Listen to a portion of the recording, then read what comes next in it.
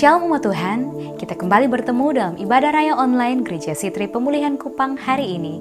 Saya mau mengajak kita semua untuk bangkit berdiri dan kita akan sama-sama membaca ayat penuntun kita yang terambil dari Mazmur 27 ayatnya yang ke-13 dan 14 yang berkata bahwa sesungguhnya aku percaya akan melihat kebaikan Tuhan di negeri orang-orang yang hidup. Nantikanlah Tuhan, kuatkanlah dan teguhkanlah hatimu, ya nantikanlah Tuhan. Mari kita semua tundukkan kepala dan kita akan berdoa membuka ibadah kita. Bapa yang ada dalam kerajaan sorga, Bapa yang kami sembah di dalam nama Tuhan Yesus Kristus, kami bersyukur Tuhan untuk pemeliharaan-Mu yang tidak henti-hentinya di sepanjang minggu ini Tuhan. Kalau kami ada sampai hari ini Tuhan, itu bukan karena kuat dan gagah kami, namun semua hanya karena pemeliharaan dan anugerah-Mu semata. Kami bersyukur Tuhan Yesus untuk semua yang baik di dalam hidup kami yang senantiasa Engkau sediakan. Dan hari ini Tuhan, dalam perkenanan-Mu kami mau datang membuka hati kami, membawa seluruh hidup kami dan memuji memuliakan nama-Mu Bapa. Sebab Engkau tempat kami berteduh, Engkau tempat kami berlari, Engkau kekuatan dan segala yang kami perlukan di dalam hidup kami. Terima kasih Tuhan, kami membuka ibadah hari ini di dalam nama Tuhan Yesus Kristus. Haleluya, amin. Mari kita semua memuji Tuhan kita.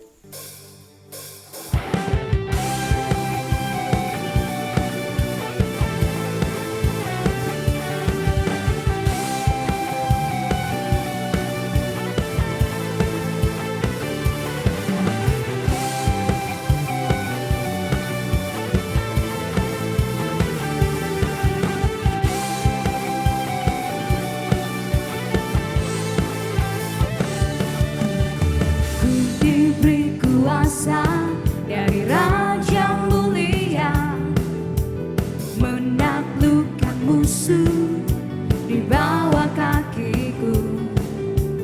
Ku pakai kuasa dari Raja mulia. Bila Allah ada bersamaku, siapa jadi lawanku? Sungguh besar Kau Tuhanku, Engkau perisai hidupku. Ku berdiri dengan iman dalam Yesus Tuhan. Kau yang memberi kemenangan, ku bersorak merayakan. Terpujilah Engkau Raja, segala raja.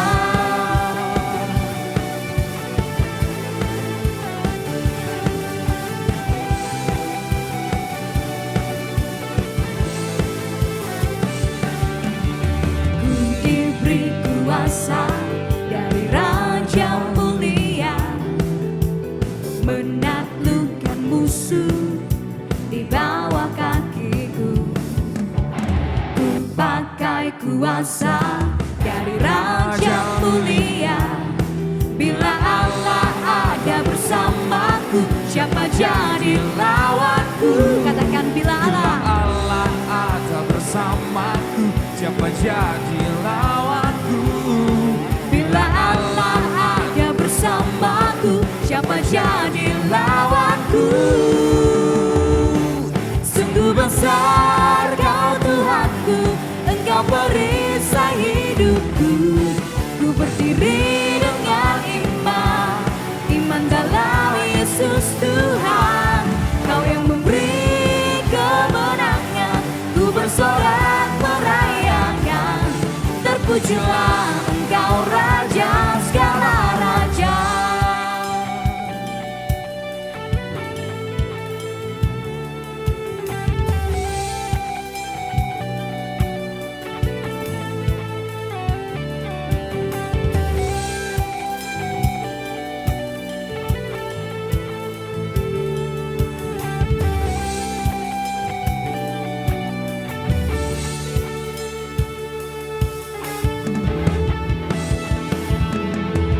Besar Kau Tuhanku, Engkau perisai hidupku. Ku berdiri dengan iman dalam Yesus Tuhan. Kau yang memberi kemenangan, ku bersorak merayakan. Terpujilah Engkau Raja, segala raja. Sungguh besar Kau Tuhan,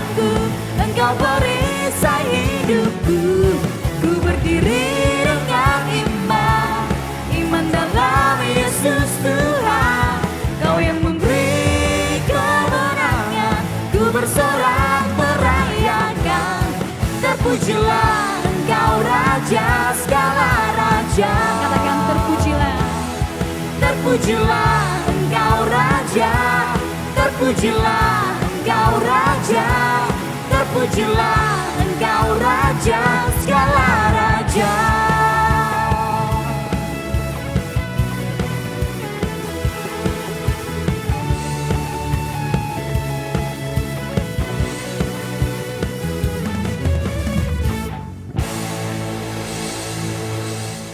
Mari kita masuk hadirat Tuhan dan kita akan menyembah Tuhan.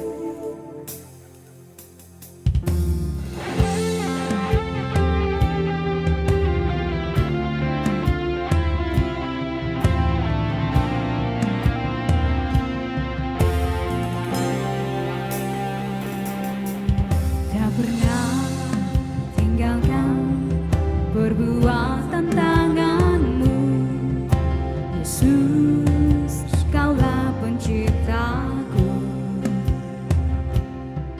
Selai rambutku jatuh Engkau pun tahu, Yesus, Kau pedulikanku. Yesus, Kau perhatikanku. Takkan pernah terlambat pertolonganmu, takkan pernah terlelap Kau menjagaku. Kaulah segalanya yang ku perlu di setiap jalanku, sebab Engkau Allah yang tahu yang terbaik di dalam hidupku.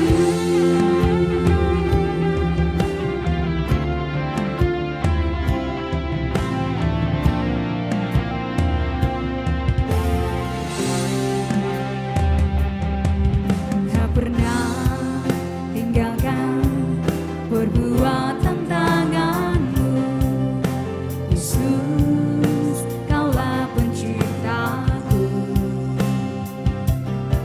Selai rambutku jatuh Engkau pun tahu, Yesus, Kau pedulikanku.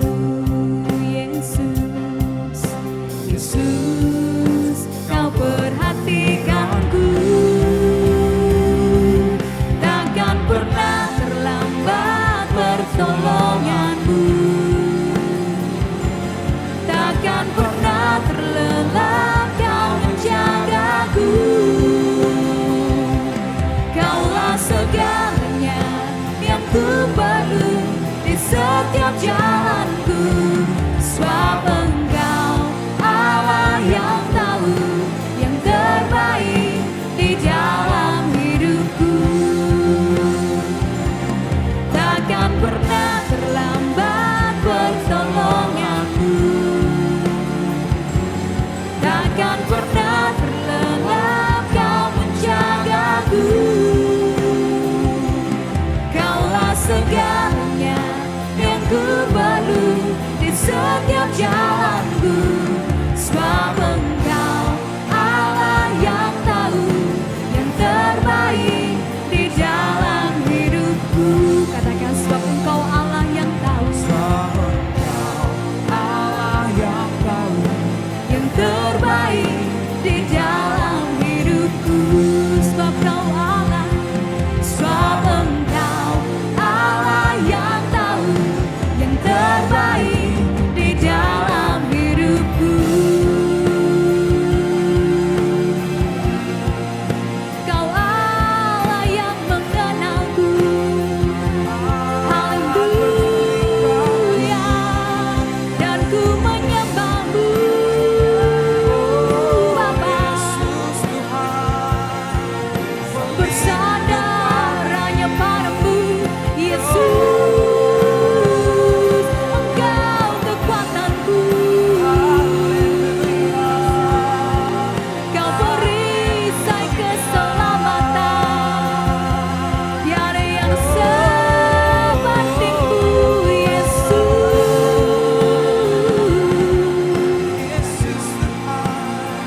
Kau kemenangan jiwa kami,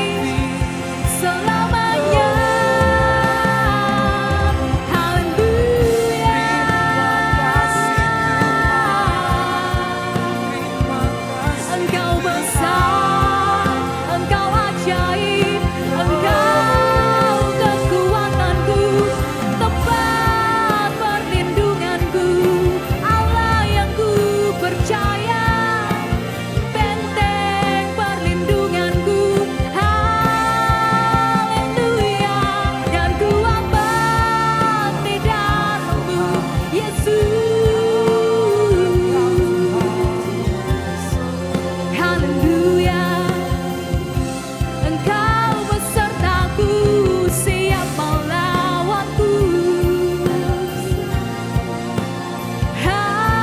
Haleluya, haleluya.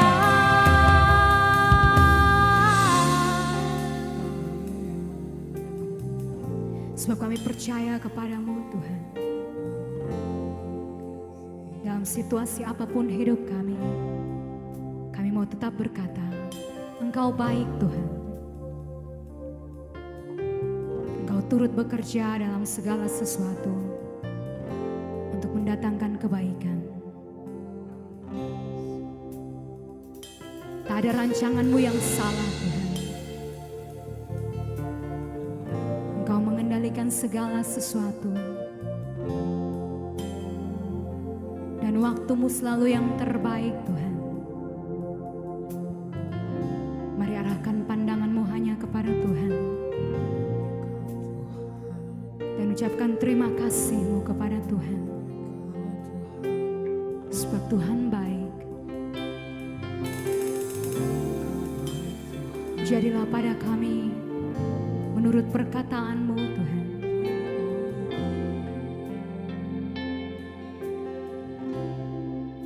Biar damai itu mengalir di dalam hati kita.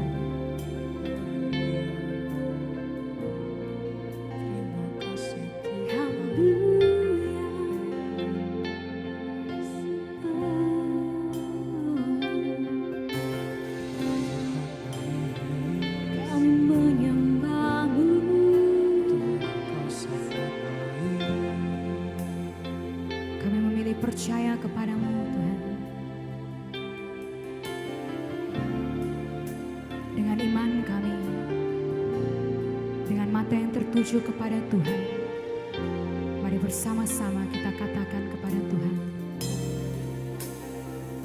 Waktu Tuhan pasti yang terbaik, walau kadang tak mudah dimengerti, lewati cobaan, ku tetap percaya waktu Tuhan pasti yang terbaik. Ini iman kami. Waktu Tuhan pasti yang terbaik. Mari angkat tanganmu, berserah kepada Tuhan. Mudah dimengerti, Lewati cobaan, ku tetap percaya waktu Tuhan pasti yang terbaik. Kami percaya kepadamu. waktu Tuhan Haleluya. pasti yang terbaik. Walau kadang tak mudah dimengerti, lewati cobaan, ku tetap percaya waktu Tuhan pasti yang terbaik. Katakan lewati cobaan. Lewati cobaan, ku tetap percaya waktu Tuhan Dengan iman percayamu, katakan lewati cobaan. Lewati cobaan, ku tetap percaya waktu Tuhan pasti yang terbaik.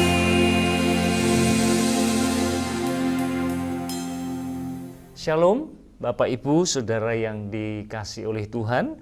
Saya ingin menyapa jemaat Sitri Pemulihan Kupang.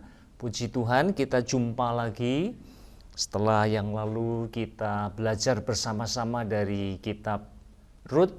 Saudara, maka pada kesempatan ini dan seterusnya selama bulan Januari ini kita akan belajar ya melalui sebuah khotbah seri yang kita sama-sama angkat dari kitab Rut. Baik, Bapak Ibu Saudara sekalian, mari sama-sama kita akan tundukkan kepala kita. Kita akan berdoa terlebih dahulu untuk kita menyambut firman Tuhan. Mari kita berdoa. Bapa di dalam surga, kami berterima kasih kalau Tuhan memberi kesempatan yang baik untuk kami sekalian bisa duduk diam mendengarkan suara-Mu, karena itulah yang sesungguhnya kami butuhkan untuk kehidupan kami. Bapa, mari berbicaralah dan pakai hamba-Mu dengan segala keterbatasannya, biar kuasa-Mu yang akan mengambil alih segala sesuatunya. Terima kasih Bapa. Berfirmanlah, kami siap untuk mendengarkannya. Terpujilah nama-Mu, demi nama Tuhan kami Yesus Kristus, kami mengucap syukur dan berdoa. Haleluya. Amin. Saudara, kesempatan ini kita akan kembali ke pasal yang pertama dari kitab Rut, dan saya mau memberi judul seri yang pertama dari khotbah ini dengan judul dikosongkan untuk dipenuhi. Sekali lagi, dikosongkan untuk dipenuhi. Nah, saudara, kalau kita melihat di dalam Alkitab kita akan menemukan prinsip-prinsip yang agaknya itu ganjil. Ya, ada banyak sebenarnya. Tetapi yang terkait dengan apa yang kita mau bicarakan saat ini, misalnya saja, firman Tuhan mengajarkan justru dalam kelemahanlah kita kuat.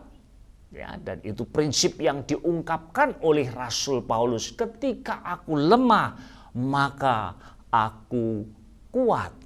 Atau misalnya saudara, prinsip yang lain, kita harus mati terlebih dahulu supaya Allah dapat berkuasa atas kita dan kemudian memakai kita dengan kuasanya. Saudara, bukankah ini sesuatu yang aneh, ya, khususnya dari sudut pandang manusiawi? Ya, tentu kalau kita bandingkan dengan yang kita dengar di luar sana justru sebaliknya.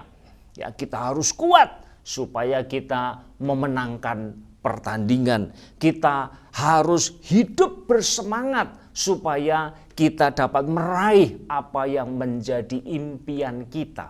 Tetapi di dalam Alkitab kita justru terbalik, saudara. Justru ketika kita kosong, ketika kita lemah, ketika kita mati, maka disitulah ada ruang untuk Allah bisa bekerja di dalam dan melalui kehidupan kita. Ambil contoh misalnya, saudara, Paulus, ya, ketika dia kehidupannya dipenuhi dengan agendanya, yaitu menganiaya jemaat Tuhan, saudara. Ya, itulah bentuk dari aktualisasi ambisinya. Nah, itu yang dia mau lakukan, itulah keinginan daripada Rasul Paulus. Nah, maka pada waktu Rasul Paulus ada di tahap itu, Allah tidak mendapat ruang. Nah, itu sebabnya Allah harus mengosongkan terlebih dahulu Rasul Paulus, baru kemudian Allah bisa memakai dia dengan cara-cara yang luar biasa. Jadi kalau demikian, saudara, kosong tidak selalu identik dengan kekurangan. Kosong tidak identik dengan kelemahan. Kosong justru merupakan sebuah pintu yang terbuka untuk Allah kemudian mengunjungi dan Allah melawat kita, bahkan memakai kita dengan cara-caranya. Nah, mari sama-sama kita masuk ke kitab Rut sekarang, saudara. Ini kitab yang sangat unik sekali. Kalau saudara perhatikan, ya, di seluruh Alkitab kita ada 66 kitab, maka 2 diantaranya itu dinamai dengan nama perempuan. Nah, ini tidak lazim, saudara, dalam budaya Yahudi. Ya, tidak lazim sama sekali. Ya. Nah, menariknya tentu kitab Ester, ya, adalah orang Yahudi. Tetapi Rut bukan seorang Yahudi. Dia adalah seorang kafir, saudara. Dan waktu saya menemukan ini dalam Alkitab saya, maka kemudian saya mulai berpikir, apa sih maksudnya? Kok Allah mengizinkan kitab Rut ini ada di dalam kitab suci kita? Maka jawabannya jelas saudara, bahwasanya Allah telah membukakan pintu kerajaannya untuk semua orang. Bukan hanya untuk umat Yahudi, tetapi umat non-Yahudi pun sesungguhnya diberi kesempatan untuk bisa masuk ke dalam kerajaannya. Sesuatu yang sangat menggembirakan buat kita, saudara, yang orang-orang yang non-Yahudi, saudara. Nah, kita sudah menyinggung sedikit ya di dalam khotbah saya yang lalu bahwa pada saat kemudian Naomi dan Rut pulang ya, ketika Bethlehem kembali diberkati oleh Allah, panen mulai terjadi lagi, maka kemudian ketika orang-orang bertanya apakah itu Naomi, maka kemudian dia mengatakan, aku bukan Naomi, tetapi aku adalah Mara. Ya, artinya bahwa dia mengalami kepahitan hidup yang luar biasa. Tadinya dia pergi penuh, pulangnya kosong, dan itulah yang menyebabkan dia mengambil kesimpulan bahwa dia telah dikosongkan oleh Tuhan. Tetapi puji Tuhan, saudara, kalau kita melihat kitab Rut secara keseluruhan, pasal pertama ini Naomi dan Rut betul-betul dikosongkan, tetapi nanti di akhir dari pasal yang keempat kita akan melihat diawali dengan kekosongan, tetapi kemudian diakhiri dengan kelimpahan. Nah, mari sekarang kita akan belajar sama-sama lebih dekat lagi, saudara. Ya, pertama kita akan melihat apa yang menyebabkan kekosongan di dalam kehidupan Naomi dan Rut. Nah, mari saya ajak kita kembali ke pasal yang pertama, saudara. Saya ingin membaca ayat yang pertama dan kedua terlebih dahulu. Ya, mari saya baca, saudara, simak. Ayat yang pertama. Pada zaman para hakim memerintah, ada kelaparan di tanah Israel. Lalu pergilah seorang dari Bethlehem Yehuda beserta istrinya dan kedua anaknya laki-laki ke daerah Moab untuk menetap di sana sebagai orang asing. Lalu ayat yang kedua, nama orang itu ialah Elimelek, nama istrinya Naomi, dan nama kedua anaknya Mahlon dan Kilion. Semuanya orang-orang Efrata dari Bethlehem Yehuda. Dan setelah sampai ke daerah Moab, diamlah mereka di sana. Nah, saudara, saya mau menggarisbawahi beberapa hal terlebih dahulu ya. Saya harap saudara cukup sabar sebab ini akan memberikan konteks ya secara historis untuk kita bisa memahami kitab Rut ini dengan baik. Perhatikan tadi, saudara, di ayat yang yang pertama tadi dikatakan pada zaman para hakim memerintah. Nah, inilah setting historisnya, saudara, di mana Elimelek dan keluarganya hidup, dan semua yang diceritakan dalam kitab Rut itu terjadi pada zaman para hakim. Nah, kita tidak pernah tahu ya, yang pasti ya zaman para hakim itu setelah kematian Yosua, lalu kemudian sebelum masa kerajaan di mana Saul kemudian menjadi raja pertama di Israel. Nah, saudara, kalau kita melihat gambaran ya kehidupan pada masa itu, maka kita mendapati bahwa Israel pada waktu itu sedang mengalami kemunduran moral spiritual yang luar biasa. Sudah perhatikan misalnya dalam kitab Hakim-Hakim pasal 21 ayat 25 dikatakan pada zaman itu tidak ada raja di antara orang Israel. Nah, perhatikan di sini. Kemudian dikatakan setiap orang berbuat apa yang benar menurut pandangannya sendiri. Saudara, inilah yang terjadi, degradasi moral spiritual. Semua orang berdasarkan sudut pandangnya menentukan apa yang benar, apa yang baik, atau sebaliknya apa yang salah dan jahat untuk dilakukan. Jadi pertimbangannya adalah pertimbangan yang subjektif. Bukan lagi kebenaran Allah yang memimpin, mengarahkan, menunjukkan kepada mereka apa yang benar dan salah, tetapi judgement mereka, penilaian mereka secara pribadi. Akhirnya yang terjadi adalah siklus yang terus berulang. Ya, mereka jatuh ke dalam dosa penyembahan berhala, lalu kemudian musuh datang menguasai mereka, lalu dilanjutkan dengan seruan belas kasihan Tuhan atas kehidupan mereka. Kemudian Allah mengirim penolong, hakim, seorang hakim, kemudian melepaskan mereka. Tapi sayangnya saudara, Israel tidak pernah belajar pada waktu itu. Jadi siklus itu seperti lingkaran setan yang terus berulang.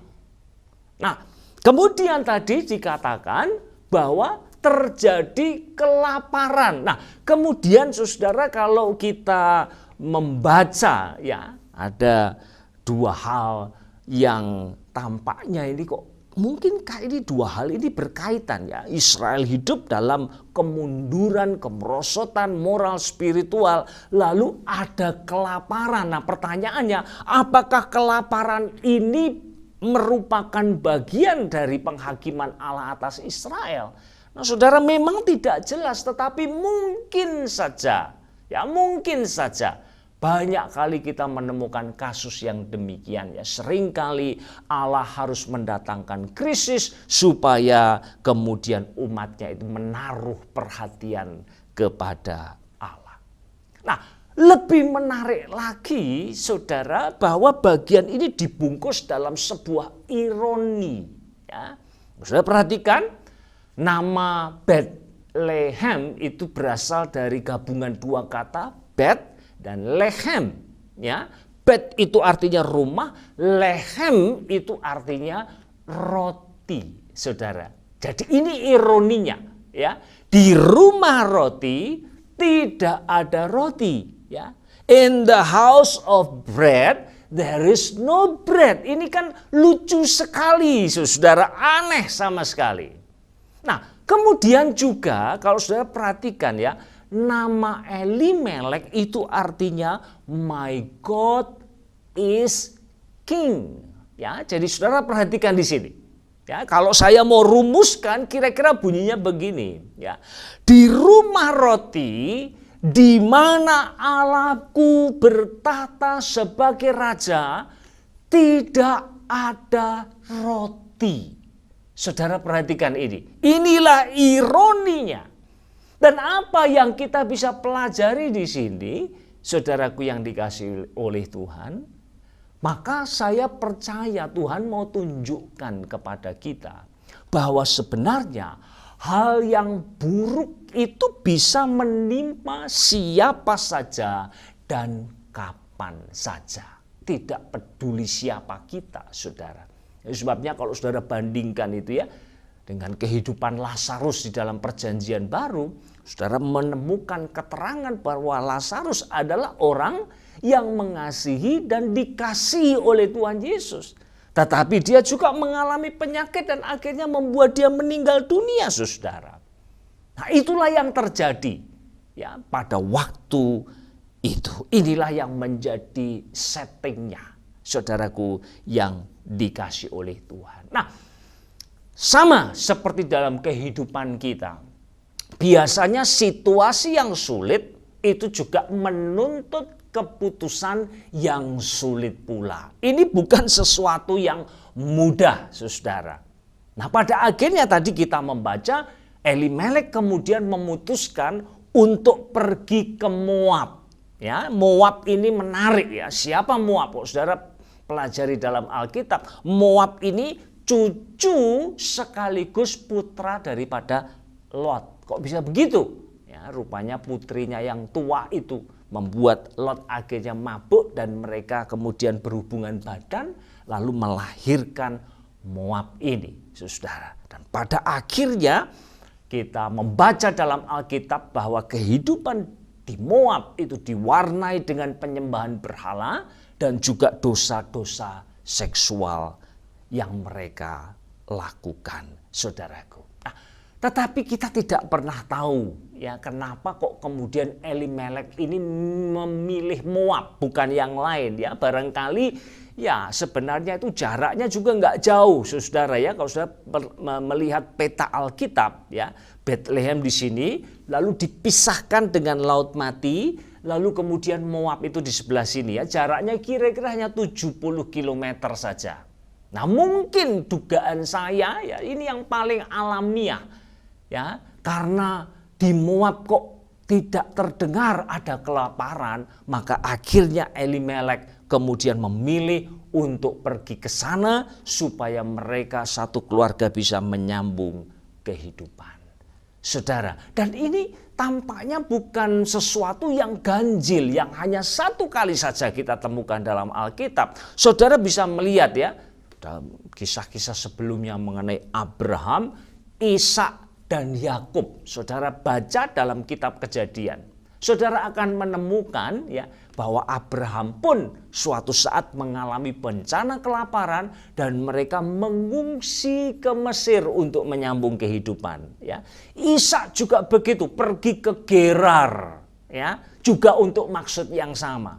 Lalu Yakub juga pergi ke Mesir ya untuk kemudian bisa berusaha untuk survive oleh karena bencana kelaparan yang terjadi. Nah, namun ada satu hal yang barangkali tidak dipertimbangkan oleh Elimelek sebagai seorang kepala keluarga. Ya, meskipun kalau saudara membaca misalnya dalam bahasa Inggris ya, di dalam versi NIV, di sana dikatakan bahwa mereka ke Moab ya itu to live for a while ya, jadi hanya untuk mengungsi saja sebentar. Makanya tadi kita membaca sebagai orang asing, saudara.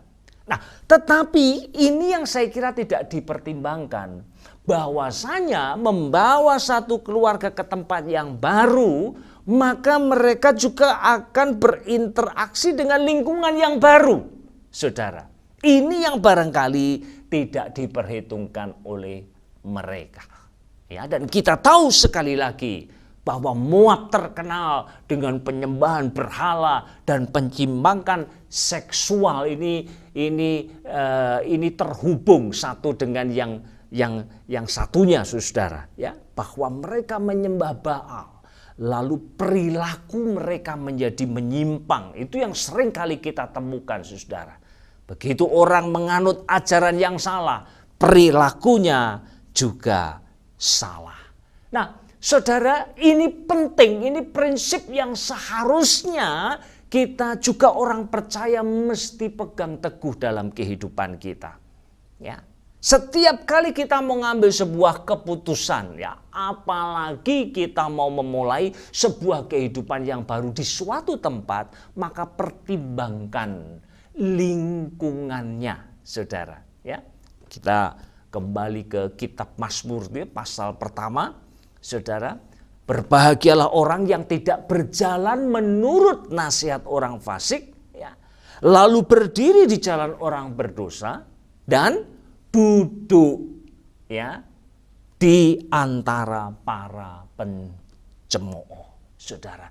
Kenapa ini harus diingatkan di dalam Alkitab kita? Perhatikan ada progresinya di sini, saudara. Ya, kalau saudara melihat berjalan, ya, berjalan itu artinya masih bergerak.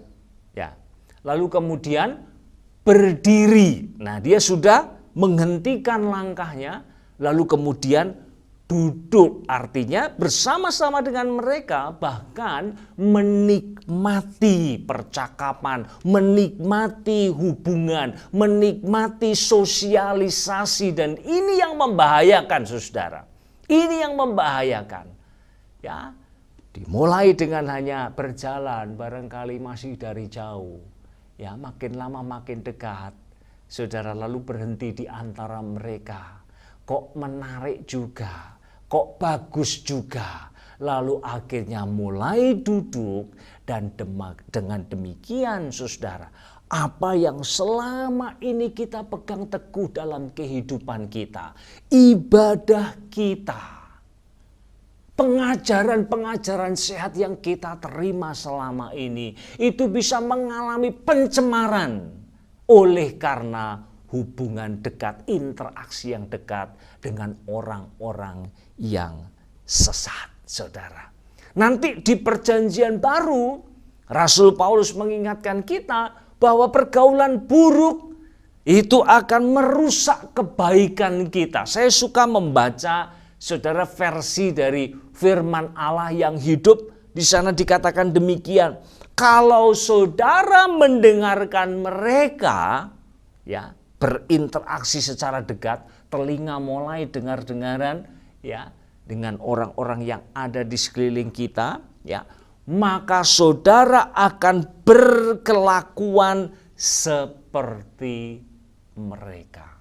Itu sebabnya, saudara, pergaulan menjadi begitu penting, ya.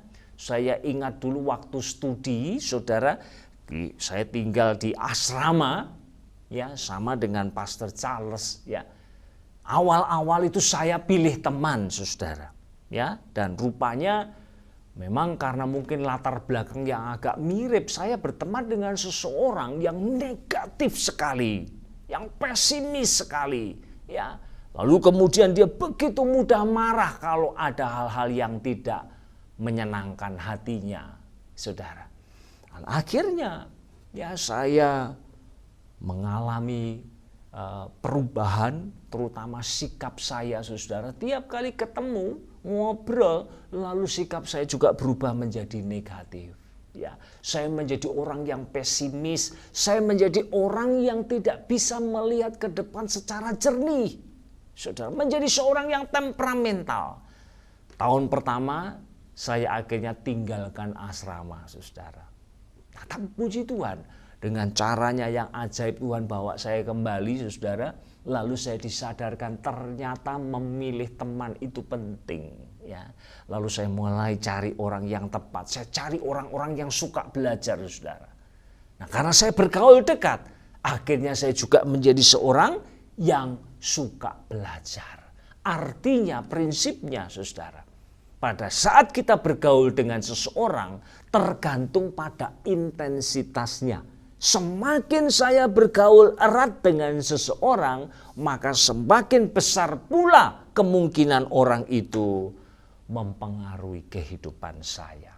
Nah, ini yang barangkali tidak dipikirkan secara mendalam oleh Elimelek, saudara. Ya, lalu kita lanjutkan sekarang pembacaan kita ayat yang ketiga, ya, masih di pasal yang pertama. Kemudian matilah Elimelek suami Naomi, sehingga perempuan itu tertinggal dengan kedua anaknya. Keduanya mengambil perempuan Moab, yang pertama bernama Orpa, yang kedua bernama Rut, dan mereka diam di situ kira-kira 10 tahun lamanya. Lalu matilah juga keduanya, yakni Mahlon dan Kilion, sehingga perempuan itu kehilangan kedua anaknya dan suaminya. Saudaraku, ini yang sungguh, saudara, kalau kita membaca kitab Rut ini, pertama-tama hati kita ini dibuat sedih, saudara. Kenapa? Ya, ada satu keluarga yang cari penghidupan oleh karena bencana kelaparan. Tetapi kenyataannya bukan kehidupan yang didapat, tetapi kematian. 3 orang sekaligus di dalam 10 tahun mereka tinggal di sana. Nah, saudaraku yang dikasihi oleh Tuhan, apakah ini adalah bagian dari penghakiman Allah atas mereka? Atas keputusan mereka yang salah? Saya tidak berani mengatakan iya, karena tidak ada petunjuk di dalam kitab tersebut. Yang ada, ya, kitab Rut ini mau menggarisbawahi kemalangan, penderitaan yang dialami oleh Naomi. Sebab kita tahu bersama-sama, saudara, bahwa pada waktu itu seorang perempuan, terutama perempuan Yahudi, tanpa laki-laki di sampingnya, maka mereka itu sama seperti orang miskin, sama seperti anak yatim piatu, sama seperti orang asing, tanpa perlindungan, tanpa persediaan. Nah, itu sebabnya tidak heran, saudara, kemudian Naomi sendiri mengekspresikan apa yang dia alami bersama dengan Rut itu dengan istilah pahit dan kosong. Dan itulah yang benar-benar mewakili kehidupan mereka. Nah, sekarang pertanyaannya, saudara. Di mata kita sebagai manusia biasa, saudara, ketika seseorang mengalami tragedi kehidupan yang menyakitkan, orang dienolkan sampai pada titik zero, zero point, saudara. Nah, ini sebuah pertanda bahwa mereka sungguh-sungguh tidak lagi berpengharapan. Kita sering melihat kalau ada orang mengalami sebuah musibah, itu sebagai akhir dari segala sesuatu. Seperti tidak ada pengharapan lagi, itu di mata manusia, saudara. Tetapi di mata Tuhan, justru sebaliknya. Seringkali Allah harus mengosongkan kehidupan seseorang supaya Allah kemudian mendapat tempat dan bisa bekerja dengan leluasa di dalam kehidupan orang tersebut. Dan perhatikan, ini menarik sekali, saudara, ya. Sekali lagi saya mau garis bawahi fakta ini, bahwa di dalam kitab Rut, saudara tidak akan pernah menemukan di sana tertulis Allah berfirman. Tidak ada, saudara. Tidak ada. Tetapi di beberapa tempat, ya, misalnya pasal 1 ayat yang ke-6. Siapa yang mengakhiri bencana kelaparan itu dan membuat Bethlehem kemudian mengalami panen lagi? Siapa? Maka Allah dikatakan di sana. Jadi Allah kelihatan dia bekerja seperti bayang-bayang saja. Tangannya tidak kelihatan secara real, tetapi bayang-bayang tangan Allah itu terus bekerja, mengerjakan segala sesuatu yang sudah direncanakannya. Lalu saudara, di ayat yang ke-8 juga Allah disebutkan sebagai sumber kasih. Ya, ketika Naomi mengatakan kepada dua mantunya, pulanglah dan kiranya kasih Tuhan akan menaungimu. Lalu ayat yang ke-9, ya, Allah disebut sebagai sumber dari perlindungan mereka. Ayat yang ke-13, ketika sesuatu yang buruk menimpa Naomi, ya, dia mengatakan seolah-olah tangan Tuhan itu teracung terhadap dia. Lagi-lagi Tuhan, ya, di balik segala sesuatu. Dan ayat 20-21 saudara membaca di sana bahwa Naomi juga mengkaitkan apa yang terjadi pada dirinya dengan tangan Allah yang sedang bekerja dalam hidupnya. Sekalipun itu tidak menyenangkan. Naomi yang artinya pleasant, menyukakan. Lalu dia menjadi kosong, itu pun juga seizin daripada Tuhan. Dengan kata lain, kalau saudara membaca secara cermat kitab Rut, saudara jangan hanya membaca Alkitab itu asal lewat saja. Pokoknya satu pasal selesai hari ini. Jangan, saudara, ya. Banyak kali kita harus meluangkan waktu untuk membaca secara teliti, merenungkan apa yang tercatat di dalamnya. Maka kita akan menemukan ketika saudara membaca kitab Rut bahwa meskipun Allah tidak digambarkan berkarya dengan begitu nyata, tetapi dia ada di balik segala sesuatu yang terjadi di dalam kehidupan Naomi dan juga Rut, saudara. Artinya apa, saudara? Ketika Allah mengizinkan Naomi pergi penuh pulang kosong, maka Allah punya agenda di sana. Bahwa Allah mau memenuhi kehidupan Naomi dengan caranya.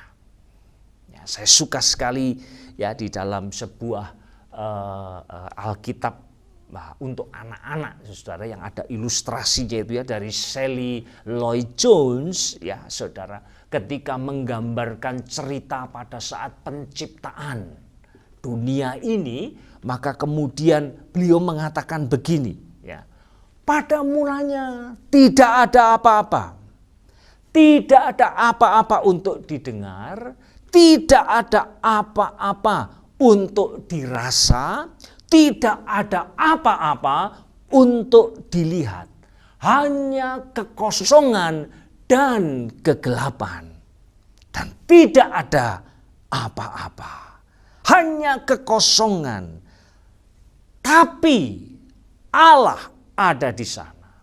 Dan Allah punya rencana yang indah. Dan Dia mengatakan, aku akan mengambil kekosongan ini dan aku akan mengisinya. Saudara, itulah Allah kita. Pada saat kita hidup dipenuhi dengan agenda-agenda kita, rencana-rencana kita, strategi-strategi kita, saudara, maka Allah kemudian tidak mendapat tempat dalam hidup kita. Nah, maka saya percaya apa yang terjadi di seluruh dunia saat ini, pandemi COVID-19 ini, saudara, itu merupakan cara Allah untuk menarik perhatian kita. Dan mari kita melihat akan ada banyak masalah yang terjadi, saudara, akibat pandemi ini. Ya, tadi kita mendengar ada seorang yang lompat dari mall ya tingkat yang keempat dan akhirnya meninggal dunia. Saudara, ada kemungkinan oleh karena tekanan yang hidup yang luar biasa dialami oleh banyak orang saat ini, orang kemudian kehilangan pengharapan dan kemudian memutuskan untuk mengakhiri kehidupannya. Tetapi kita orang percaya, mari saudara, kita punya sudut pandang yang berbeda. Betul, ini tidak menyenangkan. Sama seperti Naomi. Ya, kita bisa mengatakan, dulu aku penuh, sekarang aku kosong. Dulu aku suka cita dalam hidupku, sekarang aku mengalami kepahitan hidup. Tetapi ingat, di mata Tuhan itu bukan akhir segala-galanya. Tetapi itu adalah sebuah permulaan di mana Allah ingin mendapat ruang dalam hidup kita supaya Dia bisa mengerjakan perkara-perkara besar di dalam dan melalui kehidupan kita. Saudara, Rasul Paulus mengatakan, cukuplah kasih karuniaku bagi. Sebab justru dalam kelemahanlah kuasaku menjadi sempurna. Lalu juga dalam khotbah di bukit, saudara, Tuhan Yesus mengatakan satu prinsip yang juga bertolak belakang dengan pola pikir duniawi ini. Tuhan mengatakan, berbahagialah orang yang miskin di hadapan Allah, karena merekalah yang empunya kerajaan sorga. Berbahagialah orang yang berduka cita, karena mereka akan dihibur. Apa artinya ini, saudara? Miskin, duka cita. Inilah kekosongan yang dialami oleh banyak orang, termasuk kita barangkali yang sedang mendengarkan firman Tuhan pada kesempatan ini. Tapi percayalah, kalau Tuhan mengizinkan itu terjadi, itu berarti Allah ingin mengisi kehidupan saudara dan saya dengan perkara-perkara ilahi. Barangkali kita tidak pernah beri kesempatan untuk Tuhan bekerja. Maka sekaranglah waktunya Allah bekerja di dalam hidup kita. Puji Tuhan, kiranya Tuhan memberkati kita. Mari kita tutup dalam doa. Bapa di dalam surga, kami bersyukur Pada kesempatan ini kami boleh mendengarkan firman-Mu sekali lagi Tuhan. Kami bersyukur karena firman-Mu dengan jujur menyingkapkan segala sesuatu di hadapan kami. Memang menjadi anak Tuhan tidak berarti bahwa kami akan terus melalui jalan yang mulus. Ada saatnya dan mungkin bahkan banyak kali Tuhan akan bekerja dengan cara yang kami tidak kehendaki. Engkau harus mengosongkan kami supaya ada ruang untuk Engkau dan karya-Mu. Terima kasih Bapa di surga. Mohon Tuhan akan meteraikan setiap kebenaran firman-Mu yang telah kami dengar dalam setiap hati kami. Kiranya itu akan terus bergaung, terus memberi semangat bagi kami untuk kami tidak menyerah oleh karena situasi yang kami hadapi saat ini. Terima kasih Bapa. Kami kembalikan segala puji, hormat, kemuliaan hanya bagi Tuhan saja. Dan demi nama Tuhan Yesus mengucap syukur dan berdoa. Haleluya. Amin. Mari kita bersatu di dalam doa. Tuhan Allah Bapa yang bertahta di dalam kerajaan surga, terima kasih untuk setiap anugerah Tuhan di dalam kehidupan kami. Terima kasih untuk penyertaan Tuhan yang tiada henti-hentinya di dalam kehidupan kami Bapa.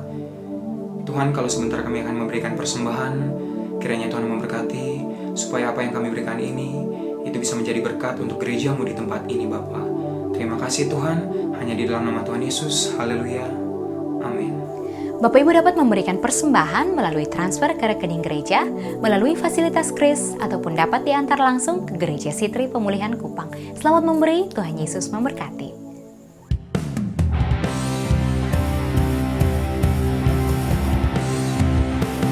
Kiranya Engkau memberkati aku berlimpah-limpah dan memperluas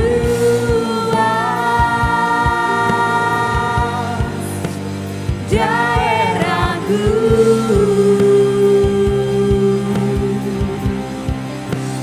dan kiranya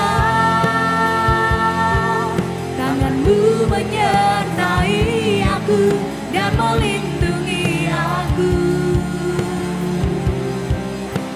daripada malapetaka,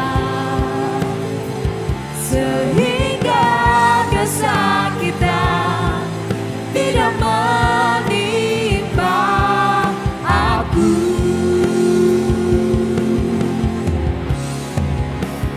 Kiranya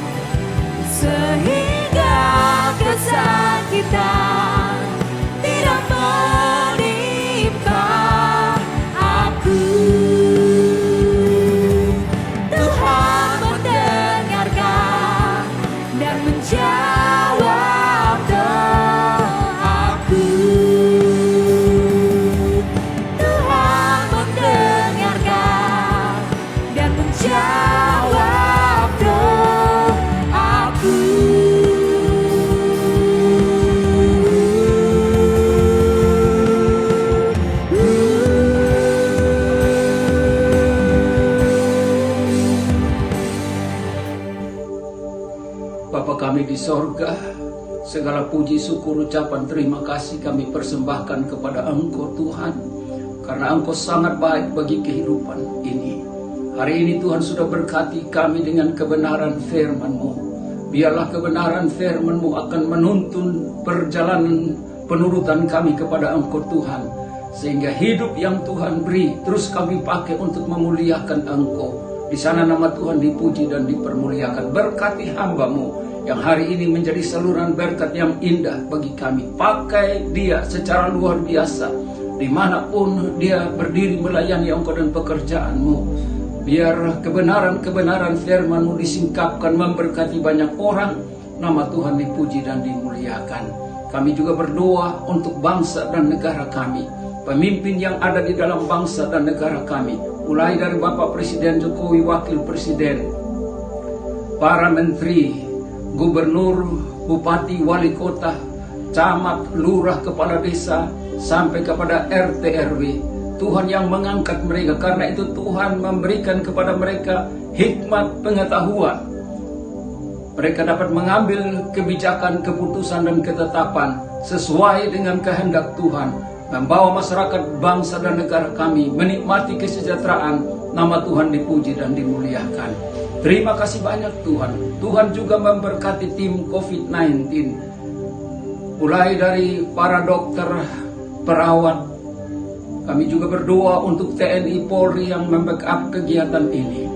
Tuhan berikan kepada mereka kekuatan kesehatan baru senantiasa, supaya di dalam menjalankan tugas tanggung jawabnya, mereka dapat lakukan dengan baik, mengurangi penyebaran COVID-19 di dalam bangsa dan negara kami ini. Istimewa di daerah kami, Provinsi Nusa Tenggara Timur, di kota kami, Kota Kupang. Sebab kami rindu Tuhan ke depan, kami dapat melakukan berbagai aktivitas dengan bebas. Istimewa, oh Tuhan, ibadah-ibadah dapat dibukakan kembali, sehingga sidang jemaat Tuhan dapat mengambil bagian dalam ibadah-ibadah yang ada di sana. Nama Tuhan dipuji dan dipermuliakan. Terima kasih banyak Tuhan, terima kasih. Ibadah Minggu Raya hari ini telah selesai.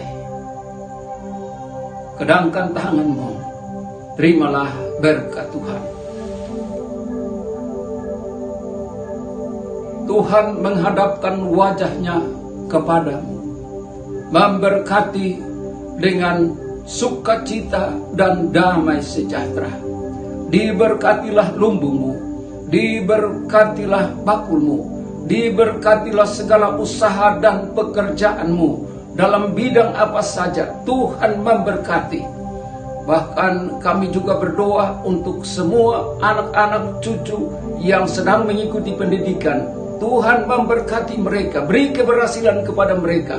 Di dalam keberhasilan itu, mereka pakai hidup ini untuk terus memuliakan Engkau. Nama Tuhan dipuji dan dipermuliakan. Terima kasih banyak Tuhan, terima kasih. Kiranya damai sejahtera yang dari Allah Bapa, yang melampaui segala akal dan pikiran manusia, memelihara hati dan jiwa di dalam kasih Kristus. Kasih Kristus yang abadi akan tetap tinggal di dalam kehidupanmu, dalam penghiburan, pengajaran, dan pengurapan kuasa Roh Kudus akan tetap ada dalam kehidupanmu dari saat ini sampai Tuhan Yesus datang pada kali yang kedua. Semua berkat yang besar ini kita sambut dan terima dengan penuh ucapan syukur di dalam nama Bapa, Putra, dan Roh Kudus, yaitu di dalam nama Tuhan Yesus Kristus. Semua kita yang menerima berkat sama-sama katakan amin. Sungguh besar Kau Tuhanku, Engkau perisai hidupku.